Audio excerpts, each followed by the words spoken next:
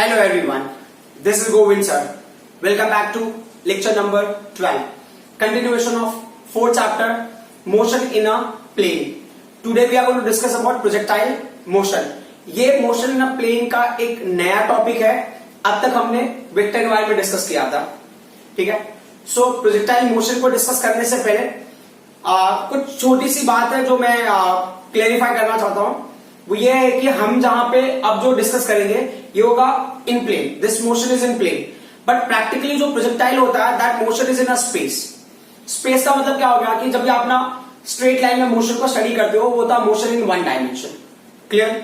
और अगर ना आप मोशन को प्लेन में स्टडी करते हो, plane in the sense within x and y axis, ठीक है, तो वो क्या होगा in two direction with respect to two direction, जिसमें आप दो कोऑर्डिनेट से पोजीशन को आइडेंटिफाई कर सकते हो. वो गया मोशन इन अ प्लेन. अब होता है मोशन इन स्पेस जहां पे आपको ना कोऑर्डिनेट के लिए X axis Y axis and Z axis तीनों के पॉइंट्स की रिक्वायरमेंट होती है. लाइक इस क्लासरूम में जो मैं हैंड का मूवमेंट है ये है मोशन इन अ स्पेस, आप कंसिडर कर सकते हो. तो एक्चुअल में जो प्रोजेक्टाइल होता है ये होता है motion in a space, but हम उसको ना 3 कोऑर्डिनेट सिस्टम की जगह पे हम मतलब 3 कोऑर्डिनेट पॉइंट्स की जगह पे हम 2 कोऑर्डिनेट पॉइंट से भी उसको अंडरस्टैंड कर सकते हैं. मतलब मोशन को हम सिर्फ वाई एक्सिस और एक्स एक्सिस में भी ऑब्जर्व करके उसको स्टडी कर सकते हैं. That's why it is called the motion in a plane. मतलब इस प्लेन में आप इसके मोशन को स्टडी कर सकते हो.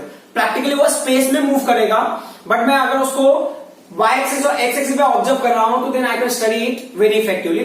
That's why projectile motion can be considered as a motion in a plane. अब सबसे पहला पॉइंट होता है कि प्रोजेक्टाइल मोशन के लिए ना there is a term projectile. अब ये प्रोजेक्टाइल क्या होता है? Projectile is any object which is thrown into space. Space मतलब ये हो गया, स्पेस ही हो गया यहाँ पे, मतलब ऑब्जेक्ट को मैंने ऐसे फेंका तो ये within x y and Z axis का फ्रेम में किसी ऑब्जेक्ट को आप फेंक रहे हो, तो any object thrown into space moving entirely under the influence of gravity. मतलब ग्रेविटेशनल फोर्स के अंडर में या उसके इन्फ्लुएंस में जो भी मोशन होगा, कंप्लीट मोशन जो स्टडी होगा वो होता है, या वो जो ऑब्जेक्ट ने पूरा मोशन परफॉर्म किया under gravity, that object is called as a projectile. एक बार मैं वापस से डिफाइन कर दूंगा projectile. Projectile is any object thrown into space which is moving entirely under the influence of gravity. तो ये हो गया ऑब्जेक्ट जो ना under the influence of gravity entirely move करेगा. And what is the projectile motion? तो अगर object का नाम प्रोजेक्टाइल है तो उसका जो मोशन होगा वही प्रोजेक्टाइल मोशन होगा. तो वही हो गया the motion of object thrown into space. Motion of an object thrown into space moving entirely under the influence of gravity. तो यहां पे gravity under the influence of gravity in the sense हम अर्थ के टर्म में लेंगे तो gravitational force of earth आप consider कर लो. तो ग्रेविटेशनल फोर्स ऑफ अर्थ ना अगर ऑब्जेक्ट को हमने ऐसे ऊपर फेंका हुआ है, तो जैसे अभी ये देखो यहाँ पे कि ऑब्जेक्ट को हमने ना जैसे ये ग्राउंड हो गया और ऑब्जेक्ट को आपने ये दो फ्रेम के रिस्पेक्ट में फेंका है, तो ऑब्जेक्ट कैसे मूव करेगा वो पर्टिकुलर पॉइंट को देख लेते हैं. तो ऑब्जेक्ट को आपने थ्रो किया यू वेलोसिटी से. अब क्या होता है ना, जो एक्सेलरेशन ड्यू टू ग्रेविटी मैंने बताया, एक्सेलरेशन ड्यू टू ग्रेविटी में जैसे क्या होगा, ये ऑब्जेक्ट ना इस पाथ को फॉलो करेगा. समझ आ रहा है? Will follow this path like this. Object ना इस तरह से पाथ को फॉलो करेगा. क्यों ऐसे पाथ को फॉलो करेगा? क्यों? क्योंकि because of gravity it is trying to move in a downward direction. क्योंकि ग्रेविटी इस पे इंटायरली डाउनवर्ड डायरेक्शन में क्या हो रहा है, एक्ट हो रहा है. Is that clear? Gravitational force will act in downward direction, but जो ग्रेविटेशनल फोर्स होगा इसके ऊपर किस पैटर्न में इन्फ्लुएंस दिखाएगा अपना, in terms of acceleration due to gravity. तो अब अगर मान लो कि ना फॉर एग्जांपल अगर ऑब्जेक्ट यहां पे है तो इसके ऊपर जो एक्सेलरेशन ड्यू टू ग्रेविटी की वैल्यू होगी वो डाउनवर्ड डायरेक्शन में एक्ट होगी. अगर ऑब्जेक्ट यहां पे है तो एक्सेलरेशन ड्यू टू ग्रेविटी का होगा डाउनवर्ड डायरेक्शन में एक्ट होगा. यहां पे भी acceleration due to gravity downward direction में, यहां पे भी क्या होगा, डाउनवर्ड डायरेक्शन में. तो ऑब्जेक्ट का पोजीशन कहीं पे भी होगा but acceleration due to gravity will keep acting in downward direction for the entire motion. Is that clear? तो ये हमारे लिए पॉइंट होगा. तो इसमें जो है ना जी का वैल्यू है ना, या फिर जो एक्सेलरेशन ड्यू टू ग्रेविटी है that will be constant in terms of value and will be constant in terms of direction. उसमें डायरेक्शन के टर्म में भी कांस्टेंट होगा. ये पॉइंट बहुत इंपॉर्टेंट है हमारे लिए. मतलब क्या हो गया कि ये कौन सा एक्सिस में डाउनवर्ड डायरेक्शन में ही एक्ट होगा, तो जो पैरेलल टू ग्राउंड होगा उस डायरेक्शन में कोई भी एक्सेलरेशन नहीं होगा. तो अब हमें क्या करना है कि हम इसमें ना समझने की कोशिश करते हैं. ये जो होता है ना, देखो जो ग्रेविटी को परपेंडिकुलर ना, एक्सेलरेशन टू ग्रेविटी को जो परपेंडिकुलर है वो डायरेक्शन होगा हॉरिजॉन्टल. एक्सेलरेशन टू ग्रेविटी को जो परपेंडिकुलर हो गया हॉरिजॉन्टल डायरेक्शन, इसको हमने एक्स एक्सिस ले लिया. जो एक्सेलरेशन टू ग्रेविटी के डायरेक्शन में है वो हो गया वर्टिकल, ठीक है, और इसको हमने यहां पे क्या लिया है, वाई एक्सिस लिया. अब क्या होता है कि जब ऑब्जेक्ट को आप थ्रो करते हो, ठीक है, so with respect to ground या विद रिस्पेक्ट टू हॉरिजॉन्टल जो एंगल बनेगा उसको मिलेंगे theta, and that is called the angle of projection. ये हो गया एंगल ऑफ प्रोजेक्शन। तो अब ये एंगल ऑफ अगर प्रोजेक्शन होगा तो जो y होगा ना, इसका कुछ तो कंपोनेंट होगा x एक्सिस पे और इसका कंपोनेंट होगा y एक्सिस पे। तो जो उसका x एक्सिस का कंपोनेंट है कैसे मिलेगा आपको, तो मान लो u का जो x एक्सिस पे कंपोनेंट मैंने ux ले लिया, अगर वैल्यूज लूंगा ना, ये थीटा को अटैच है ना, ये प्लेन जो है, ये जो पर्टिकुलर कंपोनेंट थीटा को अटैच है, तो इसके लिए इसका नाम हो गया u cos थीटा, ये वैल्यू होगी। और ये थीटा से अटैच नहीं है तो ये y एक्सिस पे, इसलिए मैंने उसको u y ले लिया, और इस कंपोनेंट का नाम होगा u sin theta. As I said कि जो एक्सेलरेशन टू ग्रेविटी है ना, वो क्या होगा, वर्टिकली एक्ट होता रहेगा entirely for the motion, for the entire motion. तो इसके लिए जो ए वाई की वैल्यू होगी अबाउट वर्टिकल एक्सिस, वो क्या होगा, जी होगा। But initially object is thrown in upward direction, therefore जी का वैल्यू होगा minus. And what about the x axis, और ये पूरा जो मोशन होता है वो under the constant acceleration to gravity है which is acting in a vertical direction. तो हॉरिजॉन्टल डायरेक्शन में कोई भी एक्सेलरेशन नहीं है, तो ए एक्स का वैल्यू क्या होगा, जीरो होगा। जब एक्सेलरेशन जीरो है तो इसका मतलब क्या होता है, means body will move with the constant velocity, body will move with constant velocity. लेकिन कौन से डायरेक्शन में कांस्टेंट वेलोसिटी से मूव करेगा, ये इंपॉर्टेंट है। मतलब ये एक्सेलरेशन कौन से एक्सिस पे है, एक्स एक्सिस पे है, तो एक्स एक्सिस का वेलोसिटी ये है, तो ये वैल्यू क्या होना चाहिए, उस हिसाब से कांस्टेंट होना चाहिए। ठीक है, अब पॉइंट ये है कि ना एक्सेलरेशन क्यों जीरो होगा, तो या वेलोसिटी क्यों कांस्टेंट होगा। तो देयर इज अ रूल कि अगर मान लो u की वैल्यू u है और v की वैल्यू भी u है, ठीक है, तो अगर आप एक्सेलरेशन लेते हो तो फॉर्मूला का v minus u upon t। तो हमने क्या किया, a is equal to v की वैल्यू को भी हमने u ले लिया और u की वैल्यू ऑलरेडी u है, अपॉन क्या t, ये जीरो हो जाएगा।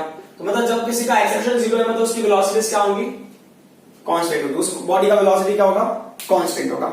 Is that clear. अब हम क्या करते हैं, इन चीजों को और आगे डिटेल में समझने की कोशिश करते हैं। तो ये जो पूरा है ना, ये तो हमने समझने की साला प्रोजेक्टाइल। हमें करना क्या है, there is a question, derive an expression for projectile trajectory time of flight आपको डिटरमाइन करना है। टाइम ऑफ फ्लाइट क्या होगा, time taken by projectile to remain in air, मतलब ना लॉन्च होने के बाद लैंड करने तक के बीच का जो इंटरवल होगा वो हो गया टाइम ऑफ फ्लाइट, है ना, जब तक वो एयर में है। तो उसका क्या करना, हमको मैक्सिमम हाइट डिटरमाइन करनी है। तो अगर हम प्रोजेक्टाइल में डिस्कस करते हैं तो यहाँ पे कुछ चीजें हैं ना जो और हम समझ लें तो बेटर होगा। मान लो प्रोजेक्टाइल आपका यहाँ पे, तो क्या होता है ना, जो प्रोजेक्टाइल का जो डायरेक्शन होता है या उसका जो वेलोसिटी होता है ना, वो हमेशा टेंजेंशियल मिलेगा आपको, टेंजेंशियल टू द पाथ। तो ये हो गया आपका फाइनल वेलोसिटी v। अब इसके ना दो कंपोनेंट बनेंगे, एक्स एक्सिस पे भी कंपोनेंट बनेगा और वाई एक्सिस पे भी कंपोनेंट बनेगा। क्लियर। तो जो एक्स एक्सिस पे कंपोनेंट बनेगा उसका नाम क्या हो गया, एक्स एक्सिस। मान लो फाइनल वेलोसिटी है तो vx हो गया, वाई एक्सिस पे जो है vy हो गया। ठीक है, और एंगल किसके साथ में होगा, एंगल ऑफ जो एक्चुअल प्रोजेक्टाइल का वेलोसिटी है उसका विद हॉरिजॉन्टल होगा, तो ये हॉरिजॉन्टल होगा ना vx। क्लियर। अब अगर मान लो जब ये यहां पे पहुंचेगा, when it will reach to maximum height, ये पॉइंट बहुत क्लियर होनी चाहिए हमारे माइंड में। यहां पे जो वर्टिकल वेलोसिटी होगा ना, वर्टिकल वेलोसिटी, यहां पे वर्टिकल वेलोसिटी की वैल्यू क्या हो जाएगी, जीरो। मतलब vertically it was going up. Clear. अब नॉर्मली ऑब्जेक्ट को थ्रो करो दैट इज गोइंग अप, एक सर्टेन हाइट पे पहुंच के क्या होगा, वो स्टॉप हो जाएगा, then will start coming down. वहां पे स्टॉप हो जाए, its velocity will turn into zero, then it will start coming down. Same चीज यहां पे था, प्रोजेक्टाइल इज गोइंग अप, तो क्या होगा, स्लोली या ग्रेजुअली फिर सी ना इसका वेलोसिटी डिक्रीज होता है वर्टिकल डायरेक्शन का, लेकिन अब हॉरिजॉन्टल डायरेक्शन का वेलोसिटी क्या होगा, चेंज नहीं होगा, क्योंकि ux क्या होगा, कांस्टेंट होगा। ये भले ही यहाँ पे vx है, बट फ्यूचर में वो हम उसको ux ऐसा ही ट्रीट कराएंगे। Understood why, because the velocity on x axis will be constant horizontal direction का, क्योंकि वहां पे एक्सेलरेशन एक्ट नहीं हो रहा है। तो यहाँ पे vx की वैल्यू कांस्टेंट होगी x एक्सिस पे, बट जो वर्टिकल एक्सिस है ना, यहाँ पे vy की वैल्यू स्टार्टिंग हो सकता है ज्यादा है, vy का वैल्यू, मतलब as a uy it was maximum, as it is going up value decrease होगा, फिर फाइनली जब यहाँ पे vy पहुंचेगा that value will turn to zero. अब वो क्या है, it will move in downward direction, when it will reach to this place, तो अगेन जो उसका फाइनल वेलोसिटी होगा it will be tangential to this. आपने इसको क्या ले लिया, v ले लिया। अब यहाँ पे इसके दो कंपोनेंट बन गए, x एक्सिस का कंपोनेंट भी बनेगा, y एक्सिस का भी कंपोनेंट बनेगा। तो एज वी हैव सीन ये vy हो गया, और ये जो होगा वैल्यू ये क्या है, vx है। फाइन। और हमेशा जो फाइनल वेलोसिटी होगा वो किसके साथ में, हॉरिजॉन्टल के साथ में एंगल थीटा बनाएगा। बात समझ में आ रही है। तो जैसे आप ऊपर जाते हो ना, यहाँ पे देखो ये मान लो हॉरिजॉन्टल है, तो अब मेरे हैंड को ध्यान देना, हैंड को। तो जैसे पार्टिकल में ऐसे टर्न होगा ना, मतलब ये पार्टिकल ऐसे, या आप समझो साथ में आप कंसिडर करते जाओ हॉरिजॉन्टल को साथ में लेके, जैसे पार्टिकल ऐसे जाएंगे ना, ये बेंड होते रहेगा। अब देखो एंगल क्या होगा, कम होता जाएगा। इस पॉइंट पे क्या होगा, ये पैरेलल हो जाएगा almost, it will parallel to horizontal. तो यहाँ पे थीटा की वैल्यू जीरो होगी। As it is coming down, तो फिर क्या होगा, हैंड का पोजीशन देखो, पहले ऐसे था, अब हैंड ऐसे हो जाएगा। तो फाइनल वेलोसिटी क्या होगा, वर्टिकल एक्सिस का वेलोसिटी विल गेट इन्वर्टेड। पहले वर्टिकल वेलोसिटी अपवर्ड डायरेक्शन में एक्ट हो रहा था, वर्टिकल वेलोसिटी डाउनवर्ड डायरेक्शन में, बट हॉरिजॉन्टल वेलोसिटी का डायरेक्शन सेम है। Is that clear? अब हमें क्या करना है, इन्हीं पॉइंट्स को पे ध्यान देना, तो वी वाई की वैल्यू 0 हो जाएगी। और जब वो वी वाई पे पहुंचेगा तब आपको इमेजिन कर लेना है कि ये ग्राउंड से कौन सा हाइट पे है, मैक्सिमम हाइट पे। So this is the maximum height from the ground. Clear? अब हम इसको ना सिंप्लीफाई करते हैं ईच और एवरी एक्सिस के लिए। तो पहला हमारा टास्क है प्रोजेक्टाइल का जो ट्रेजेक्ट्री है उसका इक्वेशन क्या बनेगा। तो हमने क्या ले लिया, यहाँ पे ना बहुत सारे एक्सिस है, तो हम ना यहाँ पे बहुत सारे एक्सिस है, तो 2 एक्सिस है, एक्स एंड वाई। तो हम उसमें say about x axis discuss कर रहे हैं। तो x axis if we are talking, तो फॉर्मूला क्या है डिस्प्लेसमेंट का, s is equal to u t plus half a t square होता है। बट आपका मोशन, आप मोशन कहां पे स्टडी कर रहे हो, we are studying the motion about x axis. तो इसके लिए मैंने यहां लिखा s x u x a x t square. अब क्या होता है, यहां पे क्या होता है, हम इन वैल्यूज को देखते हैं। जो एस एक्स है ना, अगर आपको लिखना तो आप लिख सकते हो where, you can write this term where. S x क्या होगा, s x is the displacement और एक्स एक्सिस, तो वैल्यू क्या हो जाएगा, एक्स हो जाएगा। Clear? What is the u x, u x क्या होगा, velocity on y x axis, उसकी वैल्यू क्या है, u cos theta. Clear? And what is the value for a x, acceleration और एक्स एक्सिस क्या लिया हमने, एक्सेलरेशन और एक्स एक्सिस विल बी 0। तो ये जो इक्वेशन है ये क्या हो जाएगा, it will be x is equal to u x का वैल्यू यू कॉस थीटा हो गया, ये क्या होगा, टी हो गया, और ये वैल्यू क्या होगी, 0 हो जाएगी ना, ये पूरी वैल्यू, क्योंकि एक्सेलरेशन की वैल्यू क्या 0 है। क्लियर? अब इस इक्वेशन से हम क्या ऑब्टेन करेंगे, from this equation we will obtain value for t. हमने टाइम की वैल्यू ऑब्टेन कर लेते हैं। तो टाइम का क्या वैल्यू हो गया, टी इज इक्वल टू क्या हो जाएगा, x upon you cos theta. ये क्या होगा आपका इक्वेशन नंबर 1 हो गया। क्लियर? अब हम ना इसी चीज को स्टडी करेंगे अबाउट वाई एक्सिस। जैसे हमने मोशन को एक्स एक्सिस पर स्टडी किया, वैसे ही मोशन को एक्स एक्सिस के अलावा हम वाई पर स्टडी करेंगे। X can be any position, कहीं पे भी आप ले लो एक्स, उसके हिसाब से मतलब आपको इनिशियल वेलोसिटी पता है, कितना टाइम होगा तो आप बता सकते हो कि कितने डिस्टेंस होगा, और angle of projection should be known. इसका मतलब यही हो गया कि अगर आपको पता है कौन से वेलोसिटी से प्रोजेक्ट किया है, कितने एंगल पे प्रोजेक्ट किया है, और किसी भी टाइम पे आप पूछोगे तो आप बता सकते हो कि एक्स एक्सिस पे वो ऑब्जेक्ट कहां पे है। अब यहां पे बोल रहे हैं अबाउट वाई एक्सिस, तो अगर हमने अबाउट वाई एक्सिस ले लिया है तो क्राइटेरिया देखते हैं क्या होता है अबाउट वाई एक्सिस। तो इसका क्या हो गया, वाई एक्सिस के लिए, वाई एक्सिस के लिए मिल गया वाई इज इक्वल टू ये होगा you t plus half a t square. Correct? ये पूरा जर्नी है वाई एक्सिस पे, तो यू वाई हो गया, ये होगा ए वाई हो गया। Then we mention where. ठीक है? वेयर में भी देख लेते क्या होगा। तो वाई ये एक्चुअल में एस वाई, ठीक है, s y displacement of y axis. तो ये एस वाई की वैल्यू को क्या लेगा हमने, डिस्प्लेसमेंट ऑफ वाई एक्सिस को हमने वाई ले लिया है। यू आई की वैल्यू हमको पता है, यू आई की वैल्यू क्या है, यू आई की वैल्यू यू साइन थीटा। ठीक है?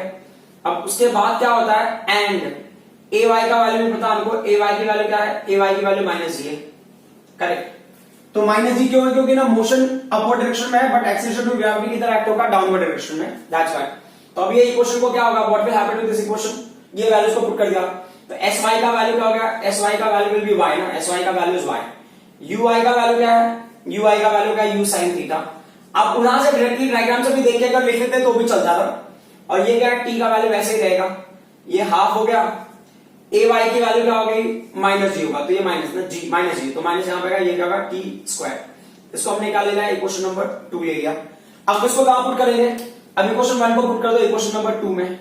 सो put equation number 1 in equation number 2 and what do we get, वो देख लेते हैं। तो ये y इज इक्वल टू क्या होगा, u है हमारे पास साइन थीटा है। Correct? And what's the value for t का वैल्यू क्या है, t का वैल्यू देख लो, t का वैल्यू क्या है, x upon u cos theta.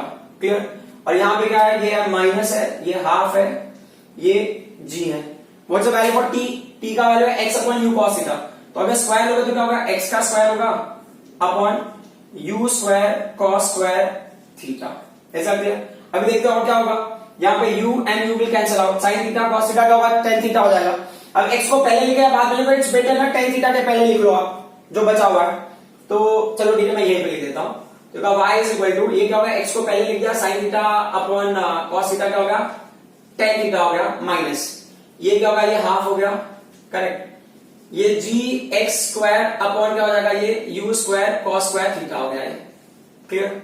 अगर इसको लेना है तो आप इसको ले लो इक्वेशन नंबर 3। अब एक और पॉइंट है जो आप समझ जाएंगे तो बेहतर होगा आपके लिए।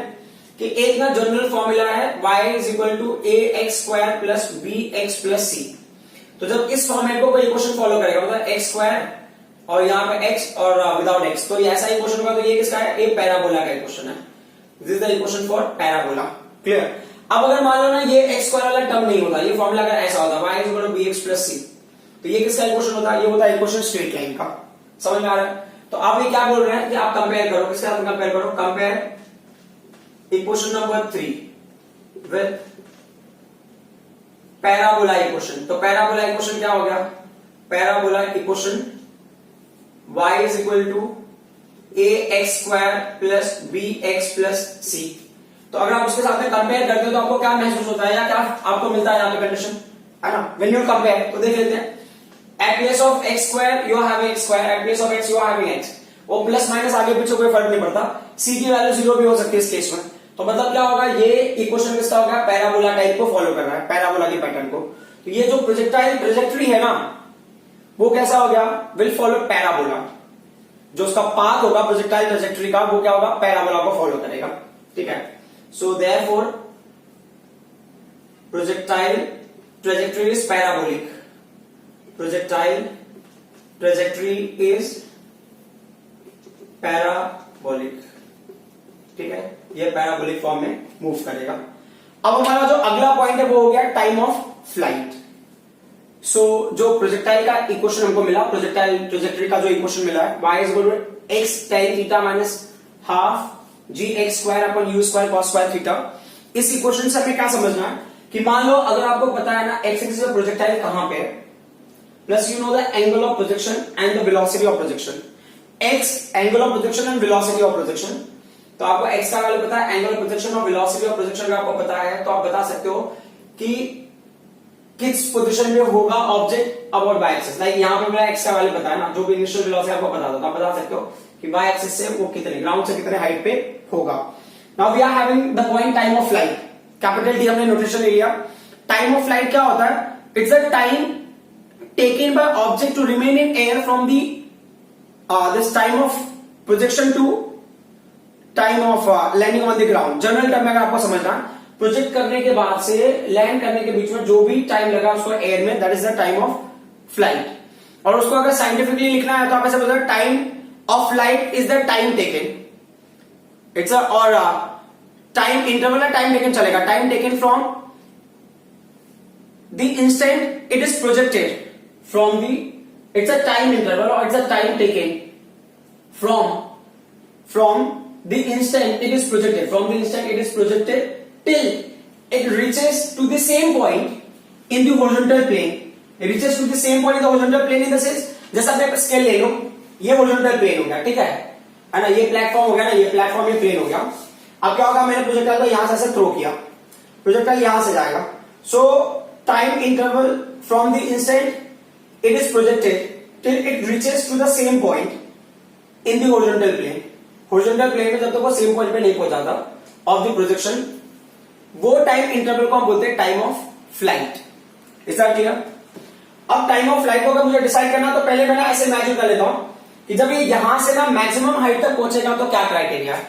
ठीक है, मैक्सिमम हाइट पे वेलोसिटी क्या होगा, 0 होगा।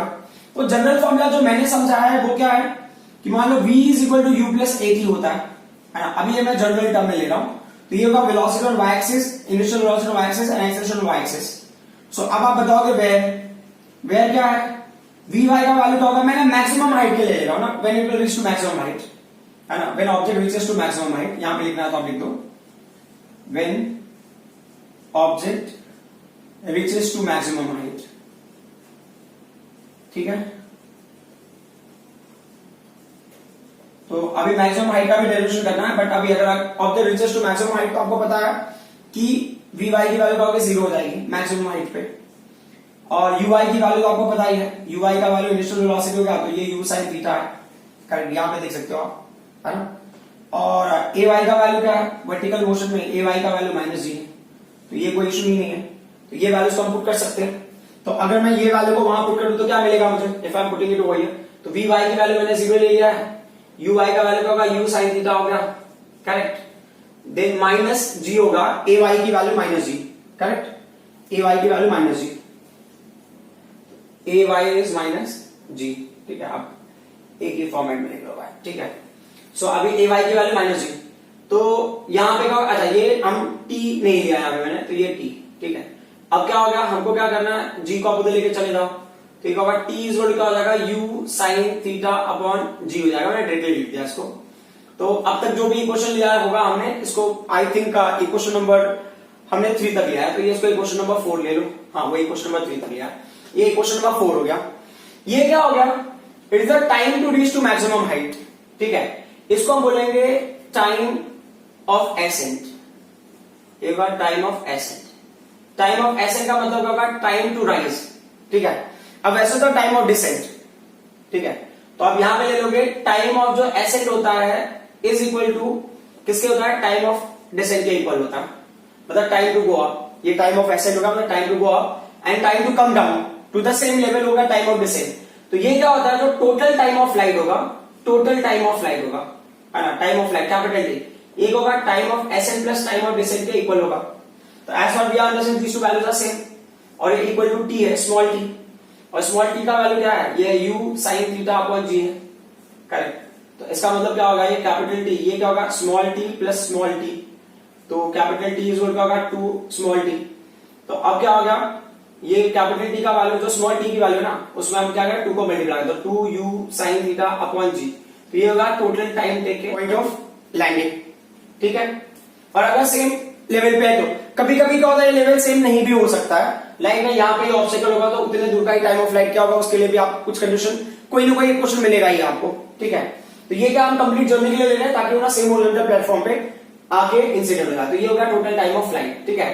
अब हमें क्या करना है, मैक्सिमम हाइट कैलकुलेट करनी है।